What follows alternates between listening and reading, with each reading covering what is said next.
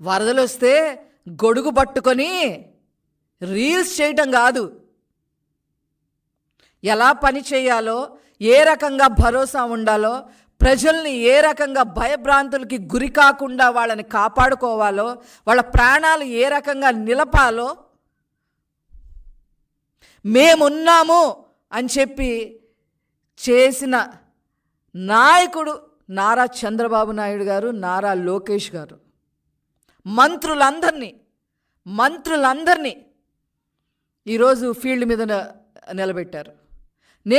విజయవాడ వాసిగా నేను కూడా వెళ్ళాల్సింది, కానీ వైరల్ ఫీవర్ అటాక్ అవ్వటం వల్ల నేను వెళ్ళలేదనే బాధ చాలా ఉంది నాకు.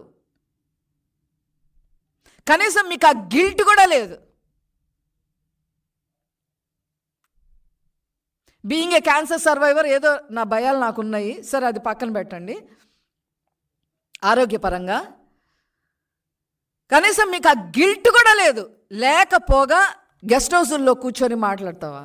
నీ పక్కన మీ హయాంలో అన్నమయ్య గేట్లు కొట్టుకుపోయి 57 మంది చనిపోతే ఆ రోజైనా మీరు ఏమైనా పట్టించుకున్నారా? ఈరోజు ఈ గండ్లు పడటానికి కారణం మీరు, ఆ బుడమేరు కబ్జాని కావడానికి కారణం మీ ప్రభుత్వం. 2019 నుంచి 24 వరకు ఎప్పుడు మాఫియాలు చేసుకుంటా పోవటం తప్ప మద్యం మాఫియా, ఇసుక mafia, land mafia, sand mafia, liquor mafia, సెంటుబట్ట భూముల్లో మాఫియా, పేద ప్రజలకు ఏదో ఇల్లు కట్టిస్తామని చెప్పి ఏం కట్టించకుండా మాఫియా,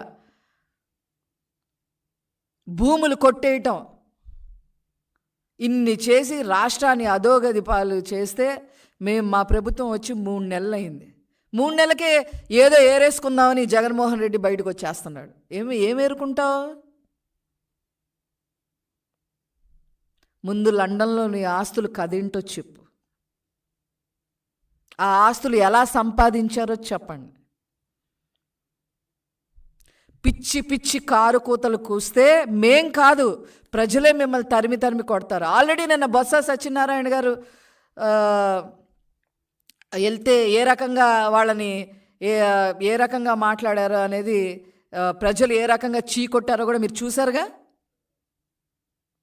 ఒక బిస్కెట్ ప్యాకెట్ ఇచ్చిన పాపాను పోయారా వైసీపీ వాళ్ళు?